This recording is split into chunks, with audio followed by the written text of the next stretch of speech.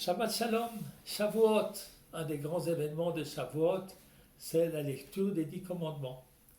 5 à droite, entre les relations entre l'homme et Dieu, et 5 à gauche, les relations entre l'homme et son prochain. Le Midrash dit qu'il y a un lien. C'est je suis Hachem ton Dieu, il est en face, tu n'assassineras pas. Car l'homme est créé à l'image de Dieu. Il nous dira la Mishnah dans le Sechet Sanhedrin que celui qui prend la vie d'un homme, c'est comme s'il a tué un univers entier. Et puis nous avons ensuite, tu n'auras pas d'autre divinité. Ça c'est en face de ne pas commettre d'adultère. C'est-à-dire il y a infidélité envers Dieu et infidélité dans le couple.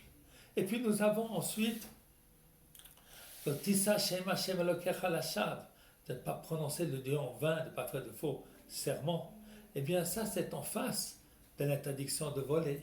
Parce que celui qui vole, d'abord il nie, et puis ensuite il jure faux.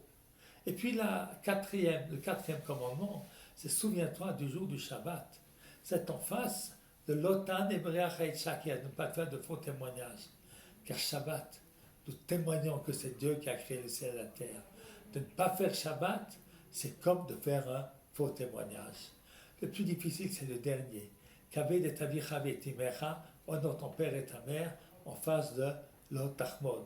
Alors il y a un Midrash qui explique que, vous savez, lorsque les gens ne se satisfont pas de ce qu'ils ont, eh bien ils vont avec les femmes d'autrui. Alors les enfants, on croit que c'est les enfants de leur père, finalement ce n'est pas leur père. Mais peut-être de manière, on peut peut-être expliquer, ça c'est pas marqué dans le Midrash, mais on va l'expliquer quand même, c'est que l'Otachmod, ça veut dire quoi ne pas désirer? Ça veut dire être content de ce que l'on a. Et c'est ainsi que quelqu'un doit respecter ses parents, quels que soient ses parents, même si ses parents ne sont pas l'image de la perfection. Ça, c'est ton sort, c'est ce qu'Hachem t'a donné, remercie. Respecte tes parents, ils t'ont donné la vie, ils t'ont donné l'essentiel. Alors il faut toujours les respecter. Ce que l'on a, nous devons dire merci, Hachem Yitbarach. Bien, bonne fête de Shavuot à tous.